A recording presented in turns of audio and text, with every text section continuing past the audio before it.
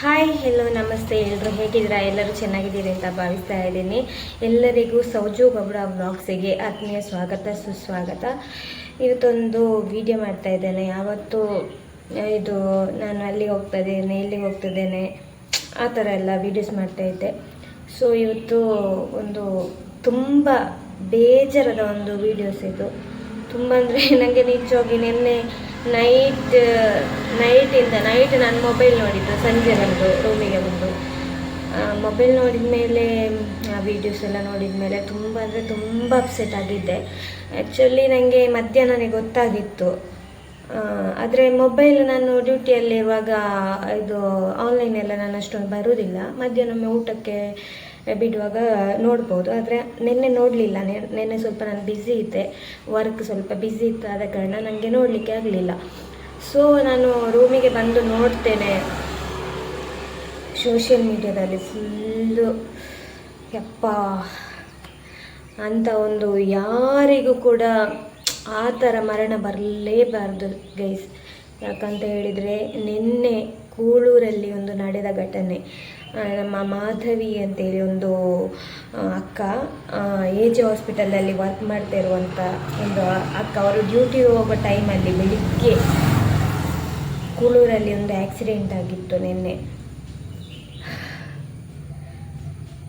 ಅದು ವಿಡಿಯೋಸ್ ನೋಡಿದ ಮೇಲೆ ಅಂತೂ ನನಗೆ ನಿನ್ನೆ ನಿದ್ದೆ ಇಲ್ಲ, ಊಟ ಇಲ್ಲ, ಏನೂ ಇಲ್ಲ ಗೈಸ್.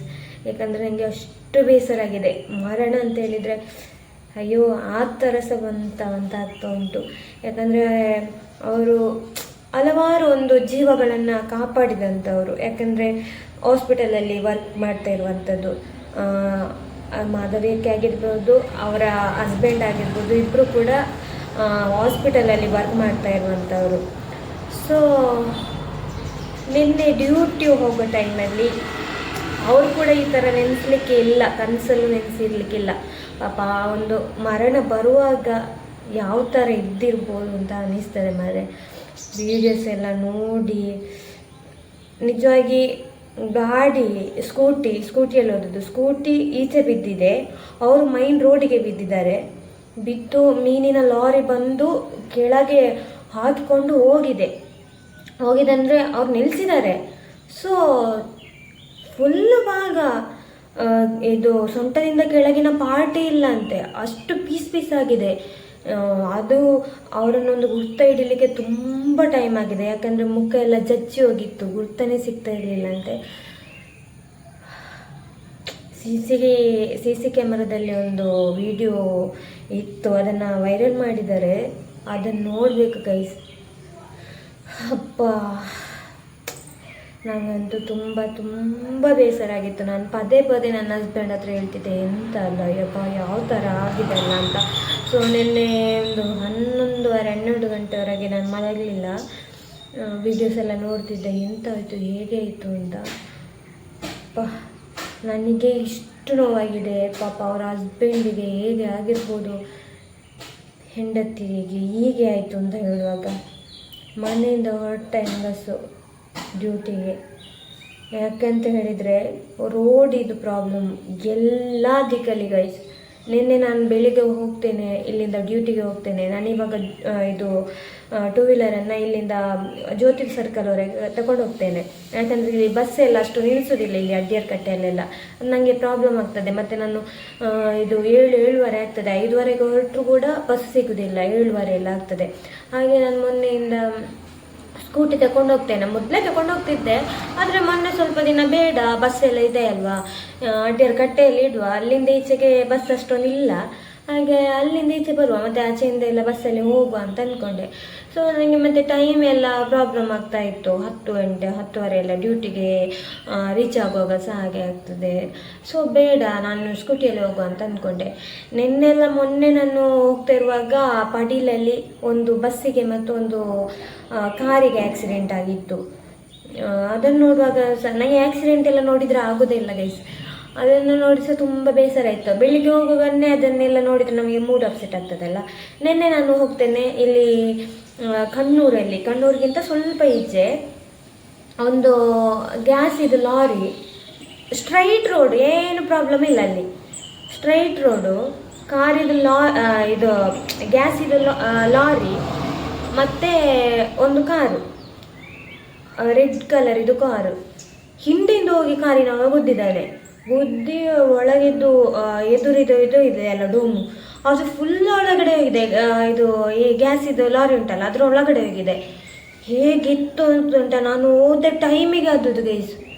ನನಗೆ ನಿನ್ನೆ ಕೂಡ ನೋಡೋಗಾಯಿತು, ಯಪ್ಪ ಎಂತೆಲ್ಲ ಆಗ್ತದೆ ಮರೆ ಅಂತ. ಇದೆಲ್ಲ ಒಂದು ಸ್ವಲ್ಪ ಸ್ಪೀಡ್ ಇದ್ದ ಕಾರಣ.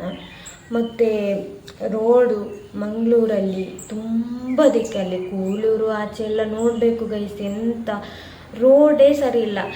ಈ ನಮ್ಮ KPT ಎಲ್ಲ ಹೋಗುವಂಥ ರೋಡಲ್ಲಿ ಅಲ್ಲಿ ಎಲ್ಲ ಆಚೆ ಎಲ್ಲ ಹೋಗುವಾಗ ನಂತೂರು ಸರ್ಕಲ್ ಹತ್ರ ಇವಾಗ ಸ್ವಲ್ಪ ಸರಿಯಾಗಿದೆ, ಸುಧಾರಣೆ ಆಗಿದೆ, ಸ್ವಲ್ಪ ತುಂಬ ಏನಿಲ್ಲ. ಅಲ್ಲಿ ಎಲ್ಲ ಎಷ್ಟು ದೊಡ್ಡ ದೊಡ್ಡ ಹೊಂಡ ಇದೆ ಅಂತ ಹೇಳಿದರೆ, ಈಗ ಮಳೆ ಬೇರೆ ಬರ್ತದಲ್ಲ, ನೀರು ಫುಲ್ಲು ನಿಂತಿರ್ತದೆ. ನಾವು ಗಾಡಿ ಕೆಳಗೆ ಬಿದ್ದ ನಂತರನೇ ನಮಗೆ ಗೊತ್ತಾಗೋದು ಇಷ್ಟು ದೊಡ್ಡ ಗುಂಡಿ ಇತ್ತಾ ಅಂತ ಹೇಳಿ.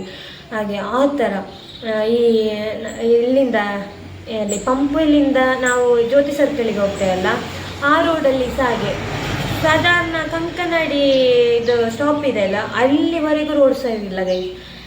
ಈ 4 ವೀಲರ್ ಆದರೂ ಸ್ವಲ್ಪ ಸ್ಪೀಡಾಗಿ ಹೋದರೂ ಏನಾಗೋದಿಲ್ಲ, ಹೀಗೆ ಆಗಿ ಹೋಗ್ತದೆ ಬಿಡಿ. ಆದರೆ 2 ವೀಲರಿಗೆ ದೊಡ್ಡ ಅಂದರೆ ದೊಡ್ಡ ದೊಡ್ಡ ಪ್ರಾಬ್ಲಮ್. ಯಾಕಂದರೆ ನಾನು ಕೂಡ 2 ವೀಲರ್ ಓಡಿಸ್ತೀನಿ. ಇದು ಅಲ್ಲಿ ಏನಂತ ಹೇಳಿದರೆ, ನಾವು ಸ್ವಲ್ಪ ಸ್ಪೀಡ್ ಹೋಗ್ತಾ ಇದ್ರೆ ಸಹ, ಈಗ ರಪ್ಪ ಒಂದು ಹೊಂಡ ಸಿಕ್ಕಿತ್ತು, ನಾವು ಬ್ರೇಕ್ ಹಾಕಿದರೆ ಸಹ ಹಿಂದೆಯಿಂದ ಬರುವಂಥ ಗಾಡಿಗಳು ತುಂಬ ಸ್ಪೀಡಾಗಿ ಬರ್ತಾ ಇರ್ತದಲ್ಲ. ಈಗ 4 ವೀಲರ್ ಎಲ್ಲ ತುಂಬ ಸ್ಪೀಡಾಗಿ ಹೋಗ್ತಾ ಇರ್ತದೆ. ನಾವು 2 ವೀಲರಲ್ಲಿ ಹೋಗೋರು ಬ್ರೇಕ್ ಹಾಕಿದ್ರು ಕೂಡ ಹಿಂದೆಯಿಂದ ಅವ್ರಿಗೆ ಗೊತ್ತಿದ್ರೆ ನಾವು ಪಡ್ಚ ಅಲ್ವಾ.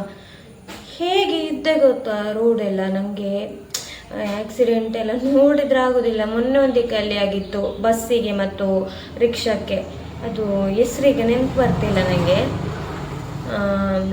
ಅದೊಂದು ಪ್ರಾಬ್ಲಮ್. ಒಂದು 5-6 ಜನ ಡೆತ್ ಆದರು ಇಲ್ಲಿ. ಈಗ ಒಂದು ಸಣ್ಣ ಪುಟ್ಟ ಗಾಯ ಆದರೂ ಓಕೆ, ಅವರನ್ನು ಏನಾದರೂ ಈಗ ಗಾಡಿಗೆ ತುಂಬ ಪೆಟ್ಟಾದರೂ ಪ್ರಾಬ್ಲಮ್ ಇಲ್ಲ, ನಾಳೆ ಗಾಡಿ ತಗೊಳ್ಬೋದು.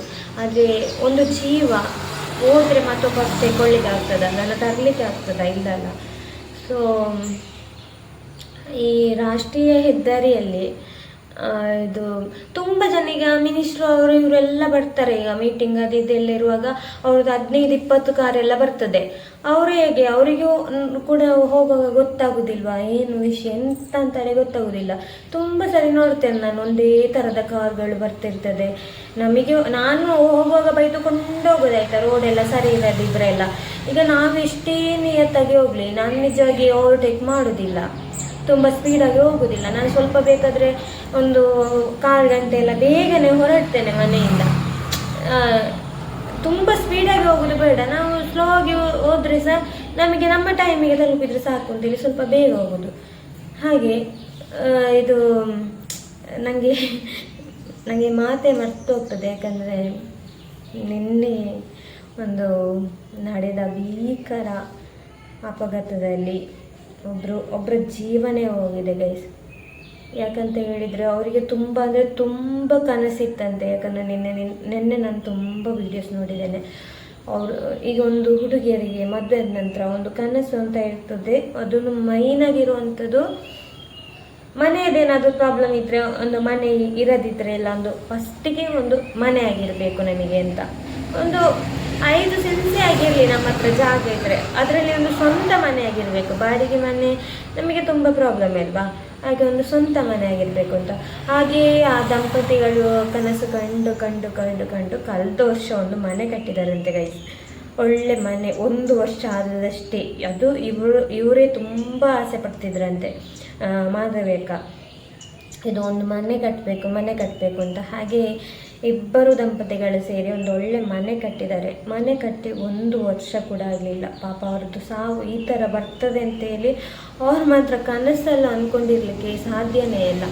ಅದು ನಿನ್ನೆ ಸ್ಪಾಟಾಗಿ ಒಂದು ಡೆತ್ ಆಗಬೇಕಂತ ಹೇಳಿದರೆ ಯಾವ ಥರ ಆಗಿರ್ಬೋದು ಗೈಸ್.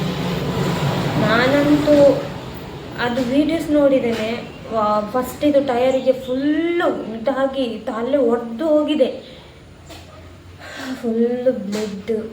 ಕ್ಲೀನ್ ಮಾಡ್ತಾ ಇದ್ದ ಅಂತ ವೀಡಿಯೋಸ್ ಎಲ್ಲ ತುಂಬ ನೋಡಿದ್ದೆ. ನನಗೆ ಬ್ಲಡ್ ಎಲ್ಲ ಜಾಸ್ತಿ ನೋಡಿದರೂ ಆಗೋದಿಲ್ಲ. ನಿನ್ನೆ ನಮ್ಮ ಮೇಡಮ್ ಬಂದು ಹೇಳಿದರು, ಕೂಳೂರಲ್ಲಿ ಒಂದು ಆ್ಯಕ್ಸಿಡೆಂಟ್ ಆಯ್ತಂತೆ, ಫುಲ್ ಅಪ್ಪಚ್ಚಿ ಆಗಿದ್ದಾರೆ ಅಂತೆ ಒಂದು ಹೆಂಗಸು ಅಂತ ಹೇಳಿದರು.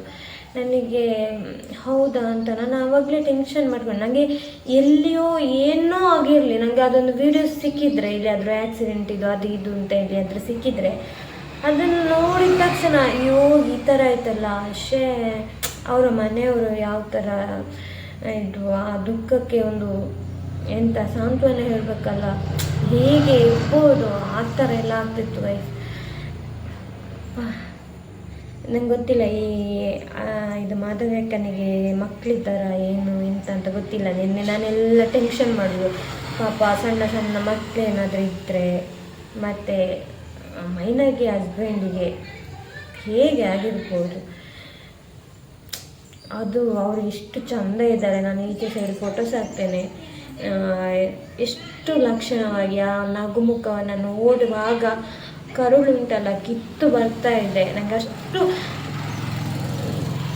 ಎಂತ ಹೇಳೋದು, ಒಂದು ನಮ್ಮ ಕುಟುಂಬದವರೇನಾ ಅಂತ ಅಂದ್ಕೊಳ್ಬೋದು, ಅಷ್ಟು ನಾನು ನೋವು ಪಟ್ಟಿದ್ದೇನೆ ಮಾತ್ರ ನಿನ್ನೆಯಿಂದ.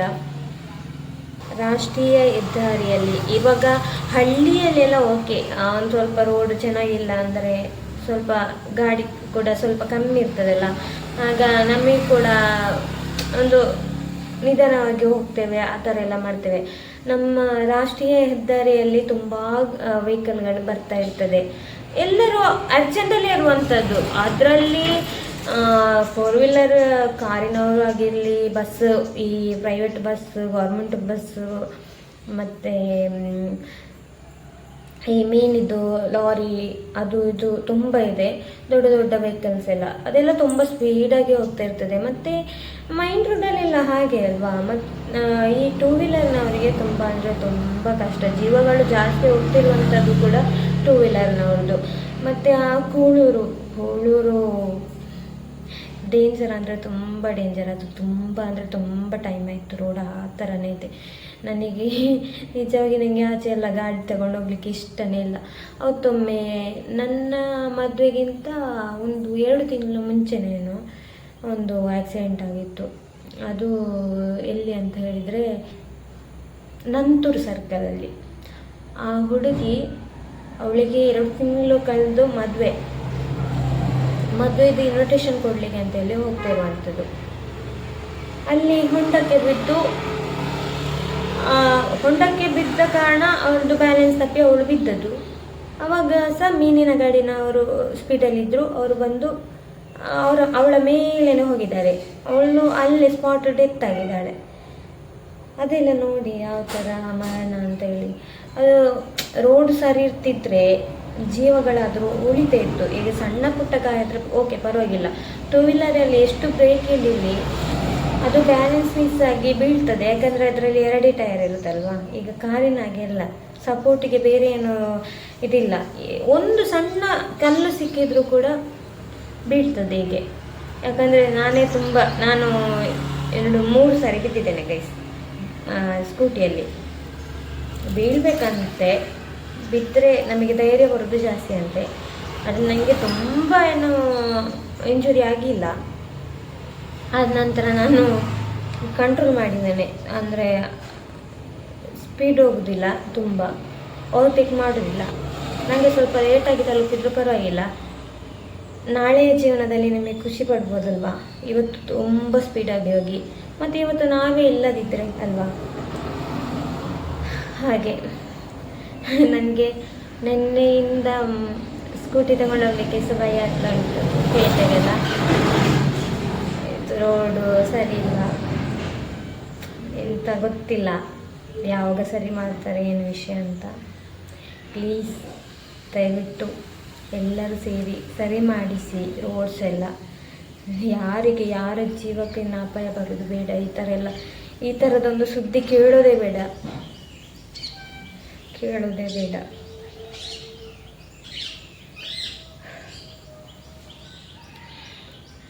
ಇದಕ್ಕೋಸ್ಕರ ಒಂದು ವೀಡಿಯೋಸ್ ಮಾಡಿದ್ದು ನಾನು.